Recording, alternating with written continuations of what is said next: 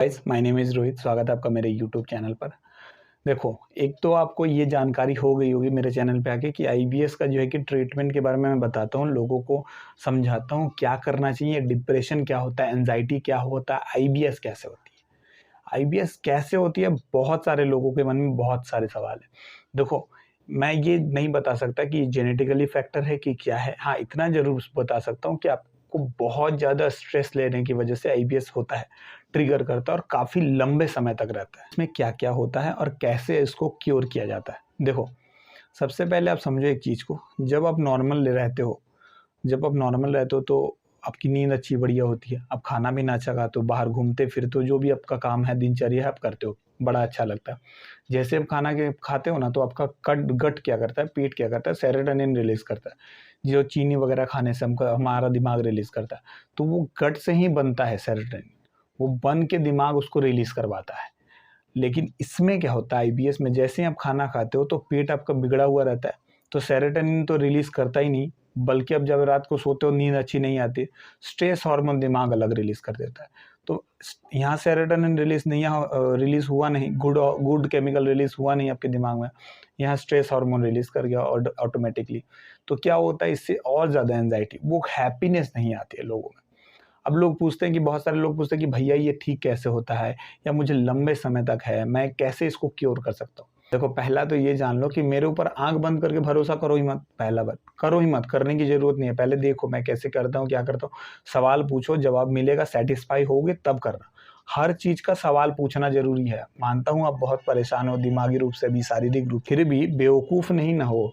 सवाल पूछना आपका नैतिक कर्तव्य है, आप सवाल पूछिए, हमसे नहीं, किसी से भी, जिससे भी आप ट्रीटमेंट ले रहे हो, डॉक्टर हो, नॉर्मल कोई भी हो, यूट्यूबर हो, उससे आप सवाल पूछिए। सवाल पूछोगे तो ही जान पाओगे। मेरे पास लोग आते हैं, ट्रीटमेंट ले या ना ले, वो सवाल पूछते हैं, 1 घंटा, डेढ़ घंटा बात करते हैं। ले या ना ले वो अलग बात है, लेकिन वो सवाल पूछते हैं, मैं जवाब देता हूँ उसका, ठीक है? तो ध्यान से समझो। जैसे ही एक बार आपका आईबीएस हो गया तो बहुत सारे लोग बोलते हैं कि ये ठीक नहीं हो सकता। देखो, मैं ये दावा करता हूँ कि इसको ठीक किया जा सकता है और ठीक हो सकता है। अब आप पूछोगे कैसे? देखो, 4 पिलर होता है इसको ठीक करने का। पहला पिलर मेडिसिन, दूसरा पिलर आपका होता है डाइट, तीसरा पिलर होता है स्लीप, चौथा में रख सकते हैं आप मेडिटेशन, काउंसलिंग और आपका फिजिकल एक्सरसाइज। तो काउंसलिंग तो चलिए हफ्ते में 1 बार 2 बार ऐसे होते हैं, लेकिन मेडिटेशन और एक्सरसाइज, ये दो चीज़ मैं एक साथ रखता हूँ, क्योंकि इसको आपको डेली करनी है। तो पहला मेडिसिन, दूसरा डाइट, तीसरा स्लीप और चौथा मेडिटेशन या फिजिकल एक्सरसाइज, चारों चीज़ें आपको करनी पड़ेगी। लोग कहते हैं कि परहेज मत कीजिए। देखो, परहेज आपको करना पड़ेगा, आप मानो या मत मानो इस बात को, आप परहेज परहेज आपका करना पड़ेगा। आपकी आंतें अभी उतनी मजबूत नहीं है जो किसी भी खाने को पचा सके।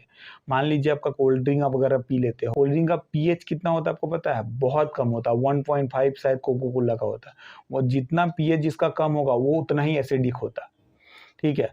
यहाँ पर आपका जो है कि लिवर गैस्ट्रिक जूस नहीं रिलीज़ करेगा, और आपका अब एसिडिक वाली चीज़ों को खाओगे तो गैस बनेगा ही, गैस बनेगा, पेट फूलेगा, दर्द होगा, ये सारी चीज़ें होगी, लूज़ मोशन होगी या कॉन्स्टिपेशन होगा। परहेज़ करना ही है, डाइट प्लान मैं आपको बताता हूँ, आपको उसको फ़ॉलो करना ही है। लोग कहते हैं कि सालों-साल रहता है, महीना, 6 महीना, 10 महीना रहता है इसको, तो वो इतना समय नहीं रहता। अगर आप बहुत सारे लोग क्या करते हैं, बीच-बीच में एक्सपेरिमेंट करने लग जाते हैं। 2 महीना खाया, 5 दिन छोड़ दिया, डेढ़ महीना खाया, 10 दिन छोड़ दिया, ऐसे करने से नहीं होगा। आपको एक रेगुलर बेसिस पे उसको मैनेज करना है, लंबे समय तक, लगभग 3 महीना, 90 दिन कम नहीं होता है।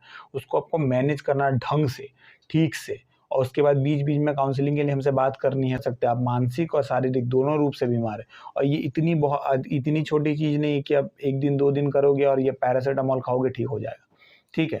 अगर आपको हो गई है तो ठीक है, कुछ कर नहीं सकते, उसका इलाज करना पड़ेगा, तो उसका इलाज करवाएँगे आप। जिससे भी इलाज करवाइएगा उससे सवाल पूछिएगा कि कैसे ठीक होती है, कारण बताइए, कितना समय लगता है, क्या इससे भी ज़्यादा समय लग सकता है हमको, जो दवा खा रहे हैं उसमें क्या प्रॉब्लम है, कोई साइड इफ़ेक्ट नहीं है, या जो डाइट फ़ॉलो कर रहे हैं उससे मेरा वेट गेन होगा, नहीं होगा, सारा सवाल पूछिए। अगर आप सवाल नहीं पूछ रहे तो बहुत बड़ी बेवकूफ़ी कर रहे हैं, ठीक है? आपको ये जेनेटिकली है तो कैसे है, ये भी पूछिए। मैं नहीं जानता जेनेटिकली है या नहीं है, लेकिन अगर वो कहते हैं तो आप पूछिए ये सवाल कि जेनेटिकली है कैसे है। देखो, आप मेरा वीडियो किसी और के चैनल पे देखे हैं, उनसे मुझे मदद मिली है। मैं ये नहीं कभी कहता हूँ कि नहीं मिली, मदद मिली है। मैं उनसे उनकी दवाइयों को चेंज करके, सेम दवाई को चेंज करके, सेम कॉम्पोज़िशन के साथ दवाई को हटा के जो दवाई मैंने ली है उनसे मदद मिली है। इसीलिए मेरा वीडियो उनके चैनल पर है। लेकिन आप लोग गलत एक समझ लेते हो कि देखो वहाँ से ठीक हो गया है और अब आप खुद का ये कर रहे हैं। ऐसा नहीं है भाई, वहाँ से हमको सिर्फ मेडिसिन ही बताई गई थी, लेकिन मैं खुद से ही ये बता रहा हूँ कि आपको डाइट भी फॉलो करनी है, आपको काउंसलिंग के लिए बात करना है, आपको मेडिटेशन करना है, जो है कि फिजिकल एक्सरसाइज में क्या करनी है, ये सारा चीज़ों मैंने खुद से जाना है, खुद से समझा, इसीलिए मैं आपको बताता हूँ। लेकिन अगर इस सब चीज़ों के बावजूद भी अगर आपको नहीं बात समझ में आ रहा है तो कुछ नहीं कर सकते। लेकिन हाँ, आईबीएस अगर हो गया है तो मन को शांत कीजिए, किसी भी तरह से मन को शांत कीजिए, समझिए कि आपको क्या हुआ है, कैसे समस्या हुई है। बहुत सारी छोटी-छोटी चीज़ें समझोगे आप तो लाइफ़ को समझना स्टार्ट कर दोगे। देखो क्या होता है कि बड़ी आंत जो हमारे खाने को बाहर की ओर ले जाती है, बड़ी आंत स्लो और लूज़ हो जाती है। आपका स्ट्रेस जितना ज़्यादा रहेगा, या तो अगर स्ट्रेस बहुत है और आपको डायरिया वाली सिम्पटम है, तो बड़ी आंत खाने को जो है कि जल्दी रिलीज़ करेगी, इस जो है कि डायरिया वाले सिम्पटम पे। और अगर आपका स्ट्रेस जो है कि माइल्ड है या कम है और अगर कॉन्स्टिपेशन वाली सिम्पटम है, तो छो बड़ी आंत क्या करेगी, उसको कॉन्स्टिपेशन में यानी स्टूल को धीरे-धीरे रिलीज़ करेगी, तो वहाँ पे कॉन्स्टिपेशन हो जाता है। देखो दिमाग और पेट का संबंध सीधा होता है, ये जितना जल्दी आप समझ जाओगे वो आपके लिए उतना बेहतर है। पागलों की तरह भटकते रहोगे तो कुछ नहीं होगा। समझो, देखो, एक बार किसी से आपने अपना इलाज करवा लिया तो समझो कि क्या कर रहे हैं वो, मेरे पीछे समय दे रहे हैं, नहीं दे रहे हैं। ये सारी चीज़ों को समझो, एक बार प्रोसीजर पूरा करो, देखो आराम अपने आप मिलना स्टार्ट हो जाएगा। तुम लोग क्या करते हो, एक बार यहाँ लेते हो, एक बार वहाँ लेते हो, एक बार यहाँ, ऐसे भटकोगे तो नहीं। 1 महीने बाद आप ठीक हो जाते हो, तो अपनी हरकत करने लगते हो। ऐसा करने से नहीं होगा भाई। आपको आईबीएस को परमानेंट क्योर करना होगा तो इसको समझना पड़ेगा, फिर इसको केयर करना पड़ेगा। जैसा कि मैंने बताया 4 पिलर, इस 4 पिलर को ध्यान से आपको फॉलो करना पड़ेगा। और जो भी एलोपैथी की आयुर्वेदिक दवाइयाँ बताती है, सबकी साइड इफ़ेक्ट होती है। थोड़ी माइल्ड या थोड़ी ज़्यादा। आयुर्वेदिक में थोड़ी कम होती है साइड इफ़ेक्ट, एलोपैथिक में ज़्यादा होती है। इसीलिए तो इसका इस कोर्स का ड्यूरेशन 3 मंथ रखा गया ना, ताकि आपको ज़्यादा समस्या भी ना हो। समझ में आया आपको? ऊपर से आपको ये भी सलाह दी जाती है कि अगर आपको बीपी की समस्या है या फिर किसी और समस्या है, तो आपको जो है कि मेडिसिन्स जो है कि एलोपैथिक मेडिसिन डॉक्टर के कंसल्ट में ही खाना है। ऐसे नहीं खाना कि बता दिया कि आप खा लीजिए। आप एक बार जाके डॉक्टर से दिखा लीजिए और पूछ लीजिए कि हाँ, ये जो दवा है वो ठीक है मेरे लिए या नहीं। क्योंकि आपको जो वो हो सकता है कि वो डॉक्टर उसके जो है कि पावर को कम कर दे या कॉम्पोज़िशन चेंज कर दे, बट दवा सेम रहेगी। वो आपको खाना है, लेकिन हाँ, हो सकता है पावर कम कर दिया जाए।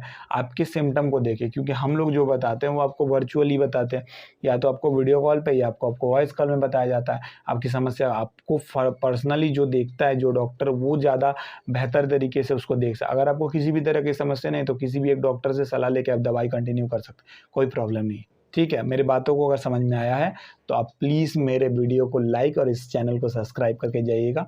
मैं इस वीडियो में आईबीएस रिलेटेड बहुत अच्छी-अच्छी वीडियो लाता रहूँगा, ताकि आपकी आईबीएस को क्योर करने में आपको ही मदद मिले। आपको कहीं भागना या भटकना ना पड़े। ठीक है? चलिए, थैंक यू सो मच। मिलते हैं हम आपसे नेक्स्ट वीडियो में।